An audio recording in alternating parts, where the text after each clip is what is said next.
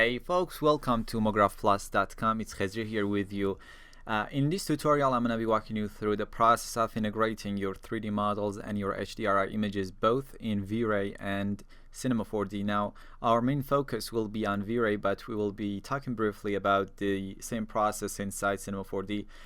So let's go ahead and do this. Now, at the moment, I just have this model in my scene, simple Galaxy Note 2 model. Now we want to go ahead and start working on this scene. So the first thing I'm going to do is to go to my render setting and start the render, and I'm going to use V-Ray Bridge. Okay, so this is the first step. I'm going to go to my indirect illumination tab, turn on GI.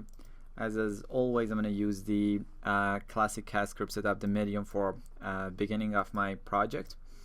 And okay, I'm just going to add a bit more ambient occlusion. Also, yeah, that would be enough for the moment. And then I'm going to my color mapping and change it to rain hard. And I'm going to just start with a burn value of 0.5, so we have a combination between linear multiply and exponential. And the next thing, yeah, that would be it for the moment. I'm going to go to my environment tab and start the HDR image that I want to use here. So let's go ahead. I'm going to go to my content browser. I'm going to be using a commercial HDR image, but you can use whatever HDR image. There are so many HDR images inside the content browser of Cinema 4D, or you can find a lot of free HDR images online, but I'm going to use a commercial HDR image in this case. I have these HDR images. I'm going to go ahead and use this one. This is the very high quality. I think it's from a collection called Car Background. So let's go ahead and actually, before, I'm not going to put it directly in here. I'm going to use a V-Ray shader and then go ahead and go inside the V-Ray shader. By default, the V-Ray shader type is V-Ray Advanced Bitmap, and we're just going to put the HDRI in this field here. Okay. So this is the first part. Let's go ahead and see what we have at the moment. I'm going to render. Okay. So this is what we have. Not exactly what we want. So I'm going to my outputs. First of all, I'm going to use HD output here. Okay. So let's see. I'm going to just see what we are going to get. Okay. The next thing I'm gonna do is to go ahead and let's see, go to environment and rotate it a bit. Let's go to, let's see, 120. Not exactly. 175. We just rotate our environment until we put the phone on the road.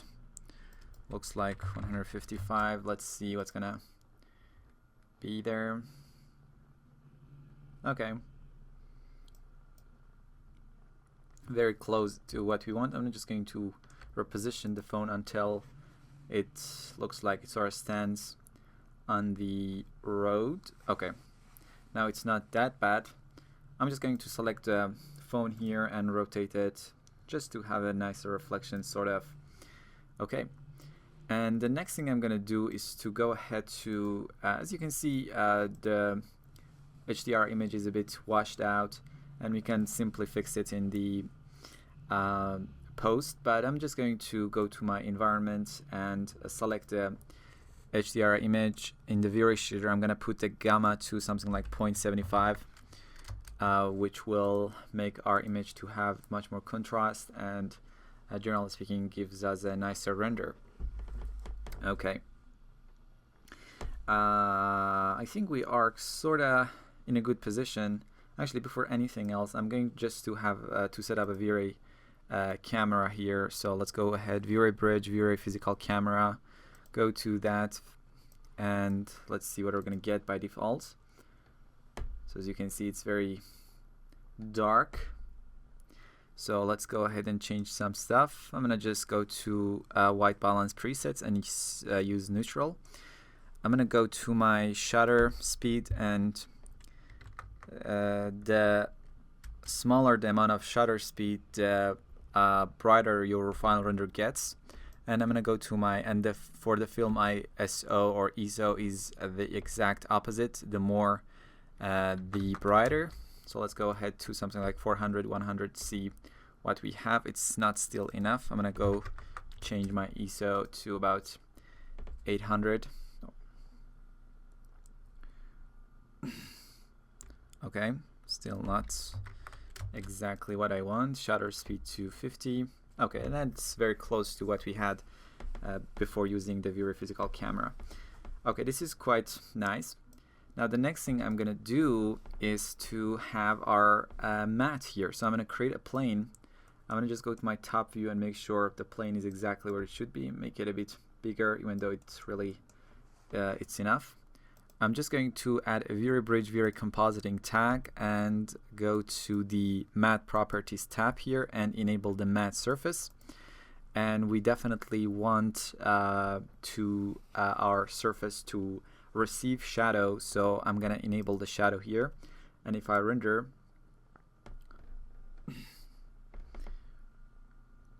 you can see we very simply have our phone in the environment perfectly and nicely integrated.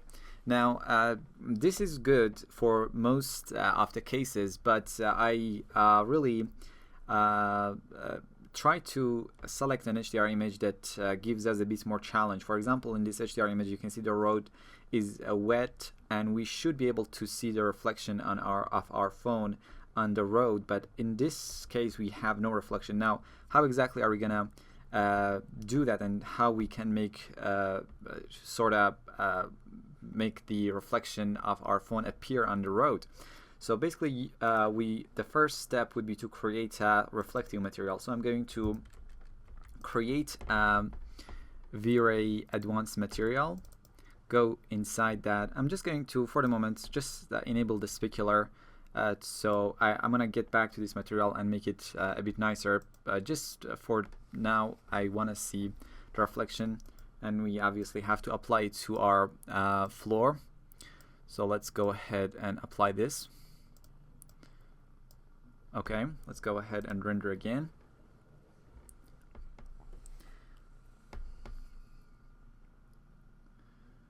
Okay, now we have the reflection of our environment and our phone on the plane, but the obvious thing that we want right now, we only need the reflection of our phone in the plane and not the environment. So what are we gonna do that? Unfortunately, the compositing tag, it's not going to give us the option to decide which object to reflect in which object, and we have to go sort of make it a bit harder, but we can hopefully solve the problem really easily.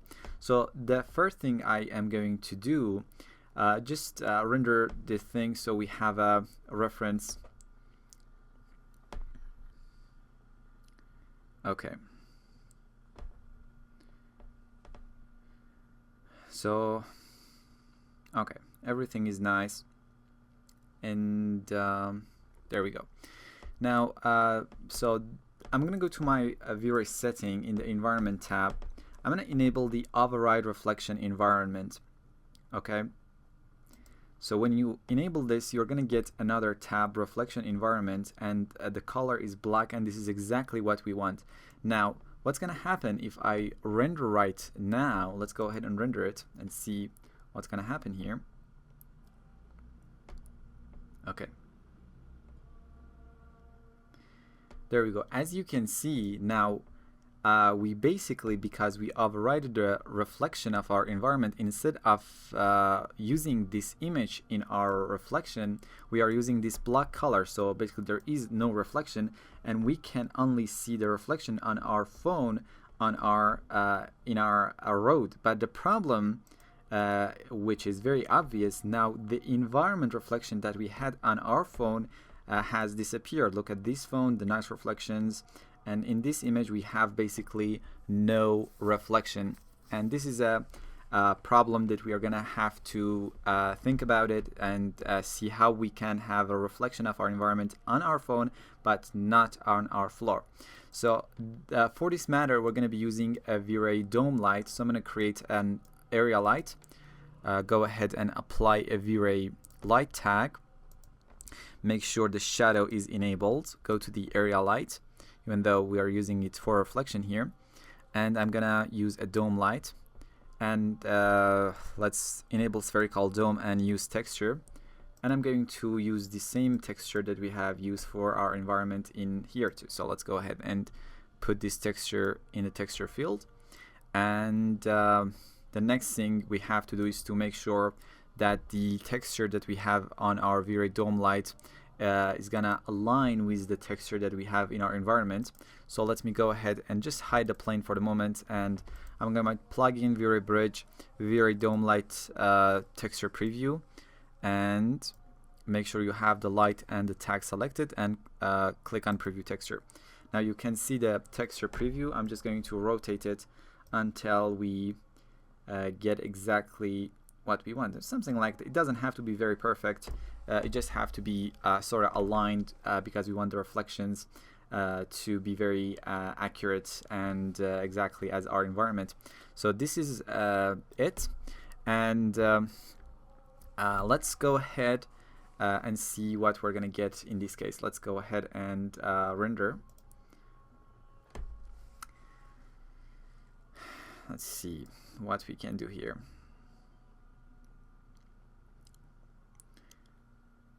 So obviously we have a few problems that we need to solve. Let's just go ahead and see the render finished.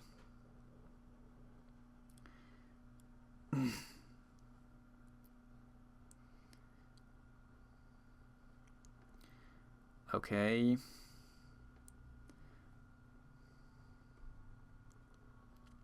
As you can see, we have the reflection of our environment back to our phone, but we have this big problem here. What we can do now, this reflection is not from the environment here, because as you remember, we enabled the auto reflection environment, so we're using this black color in the reflection. So this reflection coming from the V-Ray dome light. Now what we can do very simply is to go ahead, select the dome light, go to the project tab, change the mode from exclude to include, and we put the phone model into this object list here. Now this V-Ray light dome will be affecting our phone only and not the plane. Now hopefully, and another thing that before the render is finished, I'm gonna do, let me actually go ahead and render this before coming back to another problem that we have to solve. Let me just go ahead and render this and see what we have here. Okay.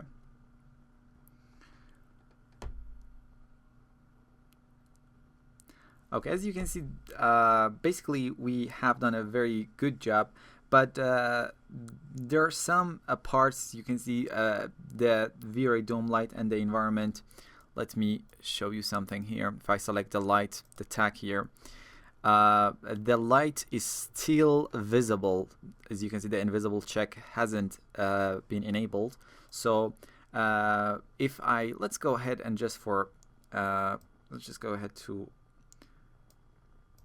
rotate it here and render it one more time. I just want to show you the problem. Okay, now it's much more obvious. You can see now we have our environment and our V-Ray dome light in our scene. You can see in these parts there are kind of this separation here. That's because we have both our environment and our V-Ray dome light. And in this case, we want our dome light. Let me just go ahead and select the thing. Make sure that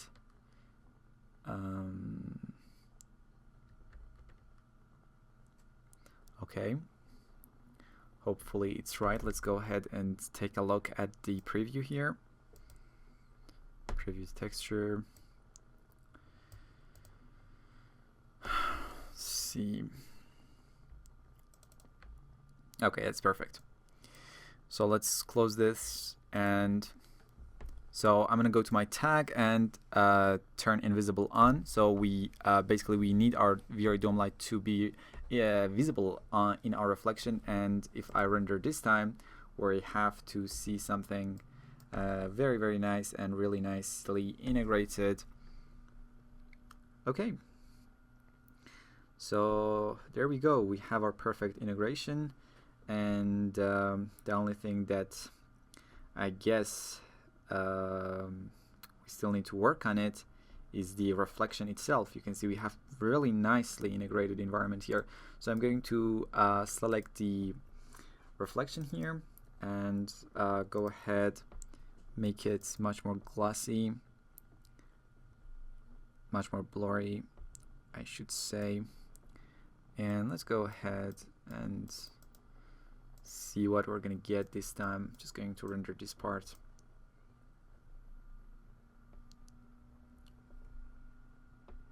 Okay, we see a hint of our reflection, but and I guess it would be enough, but just to see it a bit better, let's go ahead and make it a bit more visible. Let's go ahead and render it again and see what we're going to get this time. There we go, nicely. Okay, I'm just going to go to my render settings and change some settings, and first of all, let's have a bigger render, 1280 720. I'm going to my V-Ray bridge, DMC sampler and global subdivision sampler and the minimum samples. Change the noise threshold to something like 0.05 and the anti-aliasing. You can have some filtering going on, I guess, and lower amount. Let's go to the indirect illumination tab. I'm just going to quickly use a high preset. In this case, I think it would be enough. And I'm going to go ahead and render this and be back after the render is finished. Okay, the render is finished. We still have some noises on our phone, and I guess that's because our V-Ray dome light has a really low subdivision. I'm going to something like, let's go a bit higher. Let's go to something like 62 and just render this part, see if the noise are gone, even though it's a bit hard to see. But obviously the noise are less than what we started. Let's go ahead and render it again and see what we're gonna get this time.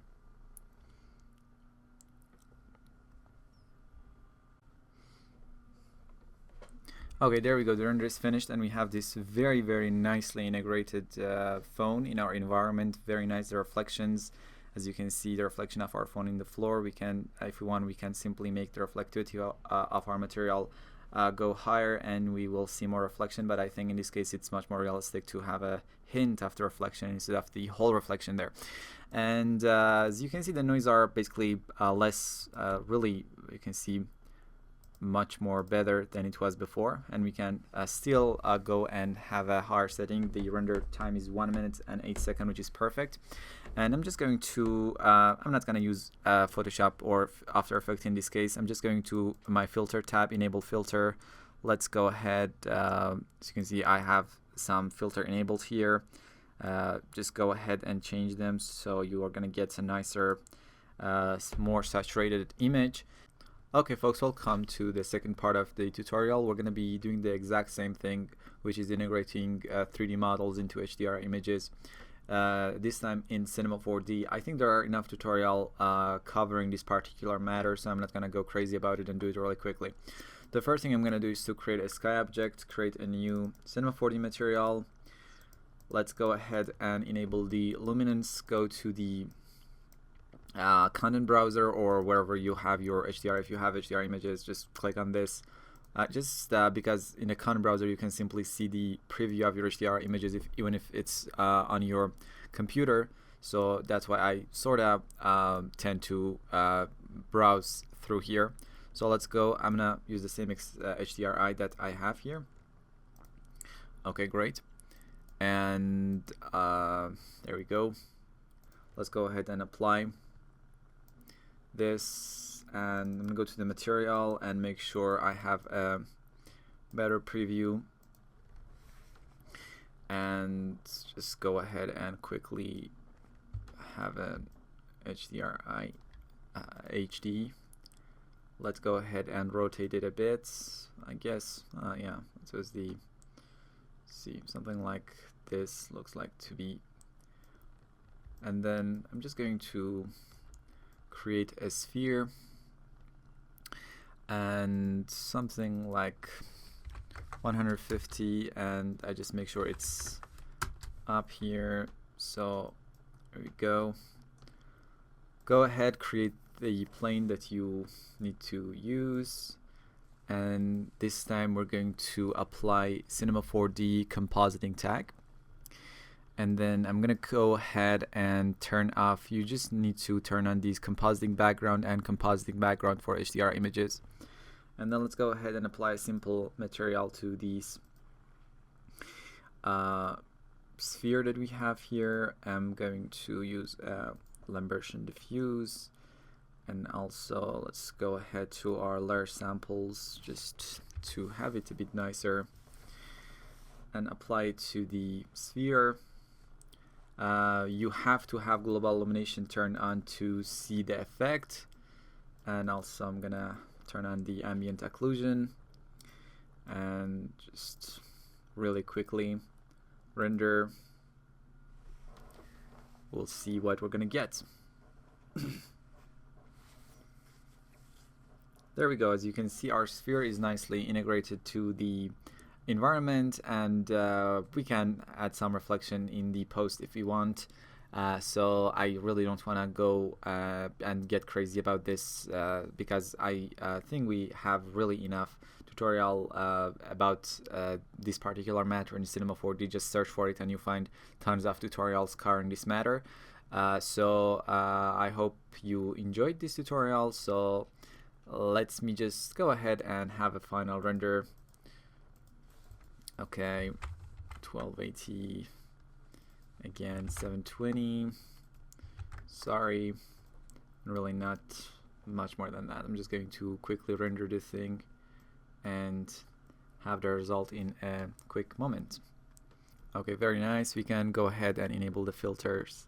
Also here, control click to create a point, control click to have another point, and I'm going to have a bit more saturation. Maybe the gamma is a bit down. So there we go. We have this very nice image, very nicely integrated. Okay folks, thank you for watching the tutorial from MoGraphPlus.com. So the big news, as you know, is we finally launched our website a few days ago. So go to MoGraphPlus.com. We have our free tutorials and our premium tutorials. First of all, in the homepage you can go ahead and subscribe to our newsletter, and this way you can get our weekly updates in your inbox. We have our premium tutorials. Also go ahead and check our Twitter page, Facebook page, Vimeo, and YouTube page. We have our free tutorials, which you know, the tutorials that I've been creating for the last year. I just want to get a bit more disciplined and try to make more tutorials in this place. Our free tutorials, what I have in mind right now, will be to create one tutorial, one free tutorial per week, maybe more, but at least one free tutorial per week. And we also have our premium tutorial pages. We have at the moment 2 premium courses. One of them is the Box Studio project, and one of them is the GIFs project. Both of them are absolutely project-based tutorial.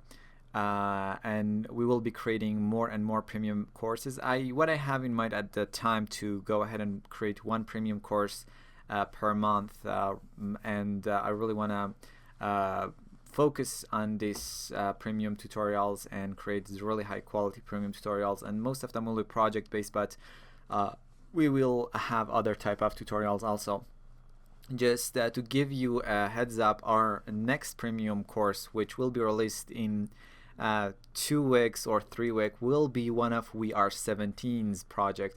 As you know, VR17 is one of the greatest motion design houses around the world. I really believe in them and the way they work. And for our next premium course at mographplus.com, we will be creating one of We Are 17's motion designs from absolutely scratch. We take one project and we go over everything. I have actually chose that project at the time, and I work on it, and I'm trying to figure out how they did it, and hopefully we will create a complete tutorial from absolutely zero to the final compositing and rendering. Everything will be covered in quite a lot of detail. So just to go, I really suggest that you subscribe to our newsletter so you'll be alerted when the tutorial and the premium tutorial will be released. But we will have our weekly updates, and we will give you an update on our free tutorial. So thank you for watching, and see you next time.